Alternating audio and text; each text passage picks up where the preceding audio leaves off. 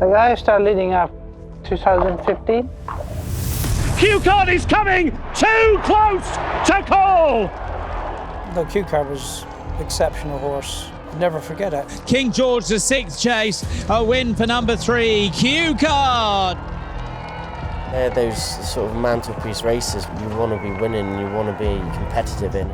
To win those type of races, you've got to be on your very best form. It's not an easy race to ride in, you know, you've got to be really positive to get your position.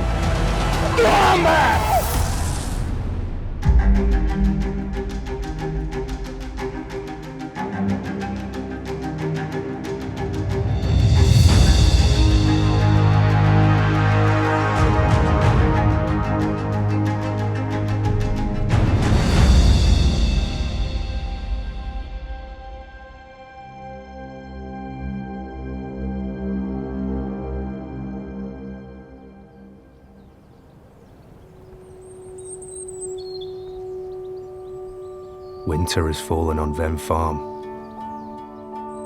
Joe is seeking the benefits of a cold snap. It's a freeze-up, I quite like it. We haven't had a freeze-up for like a week, for a long time. Well, hopefully we'll be able to get a bit of racing, but it doesn't do anything any harm, you know. I like it to be fresh for a week. It's brilliant for the horses. And the gallops and that can all be kept going easily, so I think that's beautiful this time of year. Yeah, well, we're 2 weeks before Christmas, so busy little spell coming up.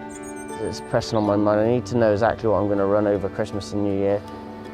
Christmas Day being on a Sunday works really well because it's like a normal week, so everybody will come in Christmas morning, get done what we need to do, the runners for like the next 2 or 3 days, have a glass of port and a mince pie, and then they all go their own way and we sort the rest out. Every horse can be ridden right the way up through, and then it'll just be runners, Boxing Day, Welsh National. It's all hands on deck during the festive period, and Joe relies heavily on his loyal staff, such as Hamir. I've been here 15 years now. I come before Newmarket, and flat racing I don't like, and that's why I come in jump racing. Yeah. First time I see him jump racing. I'm looking for where's the gate. Suddenly this thing come off, and my friend said, that's jump racing. Then I want to more learn. That's why I love it, jump racing. Yeah. My job, ride out and then look after horses. I feed morning also, I start at 5 o'clock every morning. Every summer I go home. I have to go 3-4 months because I have 2 kids. They start their school. They don't want to come up. I asked them, my wife, and she said, no. Whenever I asked, she said, you come back, I don't want to go there. I'm just like an Englishman now, anyway. A horse close to Hamir's heart is Ven Farm's most decorated athlete, retired racehorse, Q-Card. The guy started leading up 2015. I love this horse. Number 3 is Q-Card, ridden by Paddy Brennan for trainer Colin Tizard. It is Vator trying to repel Q-Card. Q-Card is coming, he's coming hard. Here comes the line, too close to call. I love him, that is my best day. I have a good time with him. Yeah, very good time. And the winner of a dramatic feature race of the afternoon, the William Hill King George VI chase, a win for number 3, Q-Card. They're those sort of mantelpiece races you want to be winning, you want to be competitive in, and for us to win our first King George, it was a huge day in Q-Card's career. Final preparations are being made to the string of runners. Joe's aiming to deliver his owners a Christmas gift. A big team to go to Kempton and to Chepstow. Dorado Allen, the King George, the big breakaway in the Welsh National. And then plenty of novice hurdlers, Oscars Elite and a novice chase. I've probably got about 8 or 9 entered at Wincanton Boxing Day. But yeah, plenty to run. We'll give them a couple of nice pipe openers this week and then they'll be ready. Owners enjoy visiting Ven Farm and watching their horses on the gallops. Today, unbeknownst to him, Colin has to help out with a bit of that workload. He's in charge. He doesn't know he's got to deal with 30 people for the next 3 hours. Ask him 1,000 questions. Yeah, I don't know which one it is. I'm not quite sure. It's a waste of time having me here. What's Champs Hill in red or yellow? Yellow castle. Oh, there you are, John. Christmas is approaching, a time of year of celebration for many. But for Joe and his family, it's also a time of great reflection.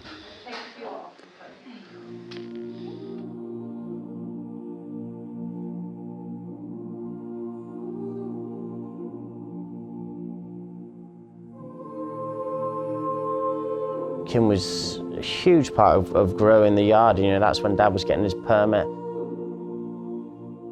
But she was always at home in the background. She did it every Sunday on her own. We wouldn't be where we were if it wasn't for Kim's input in this business, as simple as that.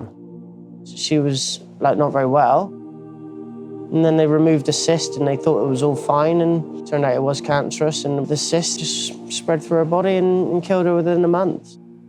It's real fast. Tragic. Lose your sister, it's not easy, but I was probably in the last sort of 4 or 5 years of her life, Kim and I were closer than ever. I'd finished riding and we're back here and working together, and you know, I think it would be me and Kim training now if she was still around. Christmas and things like that, family days, is when it sort of hits home a little bit, but we'll talk about her and we'll just sort of toast her, but it's always, especially for Mum, you know, she'll get a bit upset at some point, but, you know, we still enjoy it and stick together.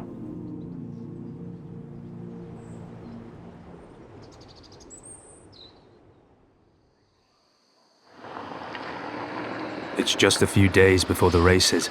Long-standing owner John Romans is visiting to have one final look at his horses before their rigorous and challenging test. Morning, you all right? Yeah, very well, thank you. You know, he trusts me to do the best that we can for the horses, and, you know, if I say I want to go to somewhere, John will go along with that, so it's good. Amarillo Sky wins for Joe Tizard and Brendan Powell. We've had a lot of success over the years, but with that many horses, we get disappointments. He takes it on the chin. It's not easy. If you're in this game, that's what you have to understand, and you have to really enjoy the good days, because, you know, there are disappointments. Well, you've got to have trust, haven't you, really? I mean, I'm still working quite hard in business, so I'm not here as much as I'd like to be, so you've got to have the trust, really. He will tell you the truth. It sometimes can be a kick in the teeth, but that's racing, isn't it? John owns many horses trained at Ven Farm and has gradually built a strong string over the years. It must be a good 15 years ago. Funny enough, I was in the syndicate and got chatting to Colin, and he said, you ought to have your own horse, really. So it went on from there. Saw how much money John had and thought we'd have a bit of that. Does as he's told. It's very important that owners do as they told. Here are, John. They're coming up, John. John. Amarillo Sky and Slate House, then Elixir to Nuts and Oscar's Elite, non-stop. Next time, Oscar's Elite will beat that grey horse. The next time up, especially if I don't put them together, that's a strong piece of work.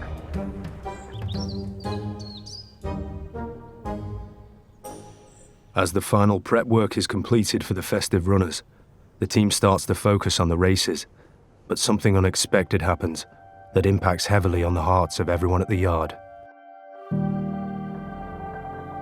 And some sad news in the world of horse racing this morning. Q-Card, the multiple Grade 1 winner for Colin Tizard, has died at the age of 16. The popular chaser won 9 Grade 1s in a glittering career, taking prize money of well over £1 million. He was walking along and Hamir was riding him and he had a heart attack, poor boy. There's so many well wishes and that about him as well. He's got a huge following, so it was sad. It's been huge in our yard, you know, paid for a lot of the improvements we've done over the years, put us on the map. You never go a horse like a Q-Card again. I'm lucky enough to go that horse. No, Q-Card was an exceptional horse. Q-Card, down to the last, hold your breath. He's over, and they're miles clear at 7th Grade 1 for Q-Card. Changes from a point-to-point yard to a little training yard into where we are now. never forget it. Tremendous style.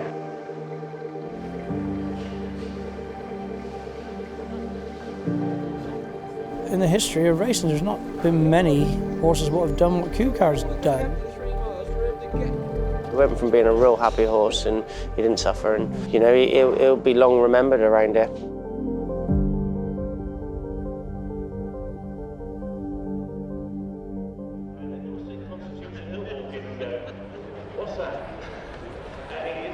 It's Boxing Day at Kempton. Joe is preparing for the feature race of the day, the King George. He speaks to jockey Brendan about their tactics for the race. When you just hit third in that pocket down the paint, yeah, and ride him to finish his race and nick as much as we can. This year, Joe's hope of winning the King George comes in the form of Dorado Allen. He's an outsider and he'd have to put up a serious lifetime best to win it. He's pretty good at the moment, this boy is. Might not be good enough, but he's pretty good. Dorado Allen has previously shown good form against this year's contenders. But Dorado Allen has made most here with Brendan Powell to win the Betfair Denman. He beat Hitman in the handicap in the Holden Gold Cup last year. He's got form with the horses. Here comes Dorado Allen again, and Dorado Allen pulls it out of the fire. You get a bit biased, but if I don't, I shouldn't be doing it. If you don't sort of make a case for your own horse, it's a bad job. He will run his race, and that gives him a great each-way chance. Everybody wants to get their position, so there's a lot of hustle and bustle at the start. It's not an easy race to ride in, you know, you've got to be really positive to get your position. And when I'm watching the race, I watch it on my own. Until the result, I'm very nervous on these big tracks. It's quite nerve-wracking sometimes. And they're off for the Grade 1 Ladbrokes King George, and they race over 3 miles and 18 fences, and it's Frodon who will have the lead. Frodon over the open ditch to Ahoy Senor on the inside. Fuck me, he stood off with that. A slight mistake by the grey Dorado Allen into the on the turn, which takes them towards the back straight, and Frodon has the lead. Next is Hitman with Dorado Allen, the grey, up against the inside rail as they make the turn inside the final 2 miles of the Ladbrokes King George. In fifth is Brave Man's Game, followed by Dorado Allen, who's on the inside of Hitman, and then Miller's Bank, and then Envoy Allen, who's last of the 9. And so through the starting point and through halfway, Dorado Allen and Hitman, followed by Miller's Bank, and still waiting with the back of the field. They go into the back straight. Dorado Allen begins to labour midway through the race. You won't know who's your fucking ground now, but... It's Dorado Allen and the back marker Envoy Allen as they go now over the first one, taken down the back straight. When you stay there, they are getting that, but you might stay on from there. Long Presse slightly out. Ahoy Senor in fourth. Royal Pig Eye is driven in fifth. 3 lengths away. Dorado Allen is now in sixth. Then Hitman in seventh. As the field for the Ladbrokes King George make the turn for home. No, it's Harry and Charlie Deutsch. Of them wins. On the near side, Brave Man's Game. They've now gone 8 lengths clear of the rest. A private duel between Brave Man's Game and Long Presse. And Brave Man's Game begins to win the duel as he jumps to the 18th final place. Down in second is Long Presse, who bloodless seated his rider. And it is Brave Man's Game. It chronicles a record. 13th win in the King George. Royal Pig Eye was second. Frodon was third. And in fourth was Dorado Allen. It's mixed emotions for Joe. Dorado Allen finishes fourth, giving owner John Romans a positive result, outrunning his odds. Oh boy. But for Joe, it's the winners that count. There is one last chance for Boxing Day success, though, in the last race of the day, with an underdog named Borbali at 40-1. Last one coming in now, and they're off for the Ladbrokes Fan Zone. Your team, your game, handicap hurdle. Brendan starts the race positively, holding Borbali in a solid position midfield. Then towards the inside is Borbali, scanning back. For an entire lap, Brendan and Borbali comfortably hold their position. He just settled, he picked the fucking bridle up again now. He's racing with that one as they go around the turn. There's lots of horses travelling, but so are we. As they approach the final turn into the home straight, Brendan makes his move with his sights set on the winning post. Whether he gets home on this ground now, but he does try, doesn't he? 2 lengths away, Barley will go into the turn, racing in 5th. JBY is now in 6th. Oh, he's still got a chance of being in the first 4 now. He's running a race, whatever happens again, isn't he? Go on, you little sod. Staying on Barley, He's in 4th, and isn't then he? Here to Glory, down towards the final 2 flights of hurdles, and Grey Dawning has taken the lead. He was not good at the second last, but he's now got an advantage of 3 lengths over Storm Dennis, trying to rally on the near side, Here to Glory. Over on the far side, the Bombeliston and Barley is continuing to stay on. He's now taken second. He's coming, he's coming. He's at the final line. His lead is now being diminished to a He got it. Barley on the inside. Grey Dawning is wandering. He's back to Barley. 100 yards to go. Second. Grey Dawning on the inside. Racing up close home. He races the roof. The gamble is landed.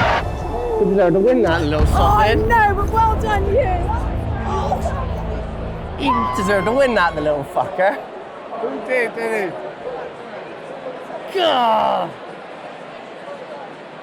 Poor Bally's just a lovely little 5-year-old who won 4 last year and just doesn't know when to stop trying, you know, and gave us a bit of excitement, you know, ran a blinder, so chuffed with him. Cheers, Bert. Good day. 2nd, a 3rd and a 4th. They've all run beyond their sort of odds and beyond what we thought today, so they've run really well, which bodes well for going forward for the second half of the season now. Yeah, big day with a big breakaway tomorrow. Hopefully he seems in really good nick, so if he runs like these horses have, then he's got a big each-way chance.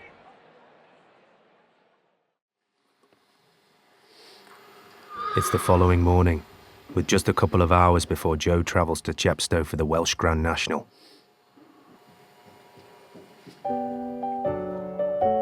This year, the race has added significance as Coral, the event sponsor, have opted to name the race in memory of Kim. It was a lovely touch from Coral to run it in her memory. Mum and Dad really appreciated that they were doing it. Welsh Nationals, we were lucky we had horses that it suits, and you know, we've been lucky enough to win them and be competitive in them, and hopefully we'll have our day in it again. Very good friend of mine, Kim. Yeah, she's very sadly missed. We were very, very good friends. Just full of fun. It would be lovely for the yard to win her sponsored race.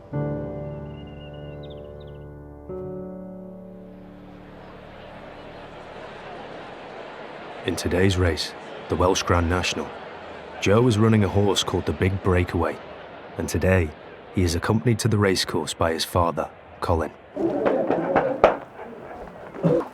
Yeah, he's massive. Go back a couple. Bid 3. It's become a winnable race, you know, it's for big, strong, staying chasers. To win those type of races, you've got to be on your very best form on the day. It's all about the big day, and everybody is trying to win those huge races. That's what it's all about. Go on, jog him on, jog. They're freezing their tits off, half of them. It's a Welsh National, and it's Coral Welsh National. It's always competitive. It's going to be a fair old slog, but hopefully it'll run well. Good luck, Joe. Top man, cheers. Just before the race, Joe gives jockey Brendan one final piece of advice before giving him the leg up. So don't be afraid to gallop him past the fucking first and get the old muscles warmed up, and then trot him round if you want to at the start. But it'll be worth it, because I think it'll fucking come alive at the straight the last time. Just be alive to being a Larry bastard.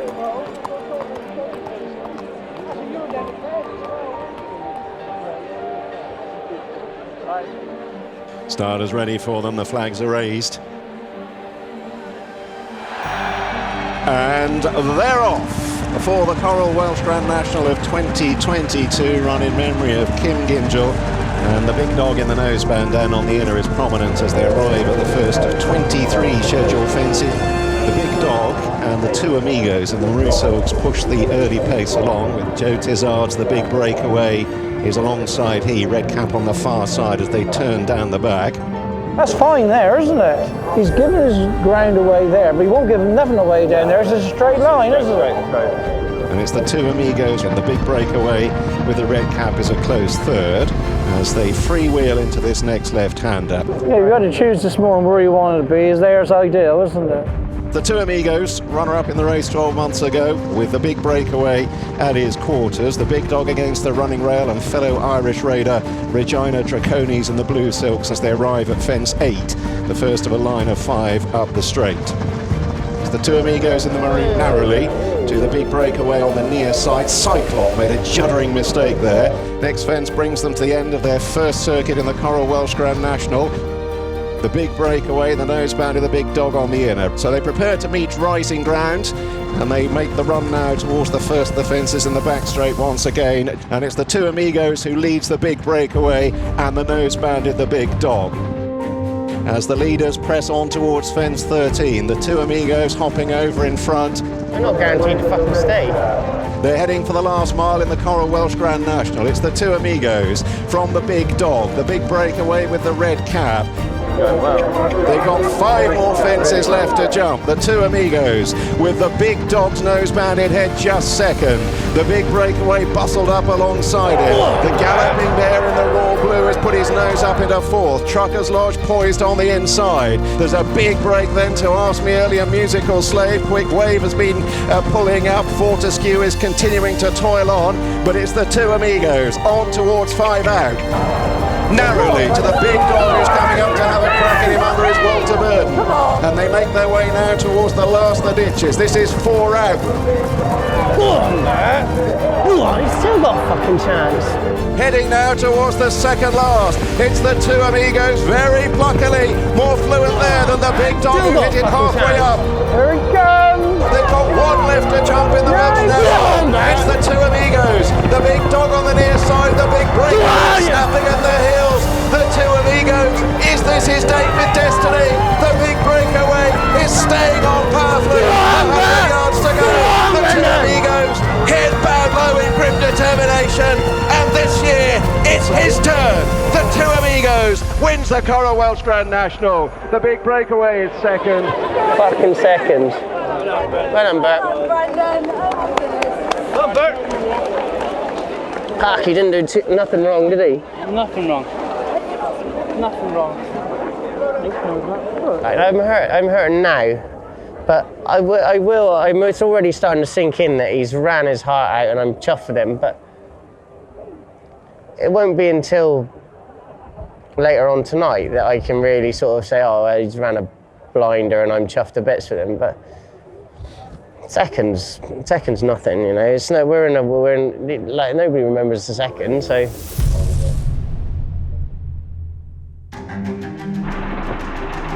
The most frustrating thing really is that the fact that, you know, we've got these horses ready to run, and obviously with cancellation of races, it's just frustrating. It's a shame the horse is ready to run. January is a long, hard month. It does take its toll a bit. There is a lot of pressure in racing. It can be tough. We're in the height of the season and it's full on, and I expect every horse to run well, and if they don't, then I'm disappointed.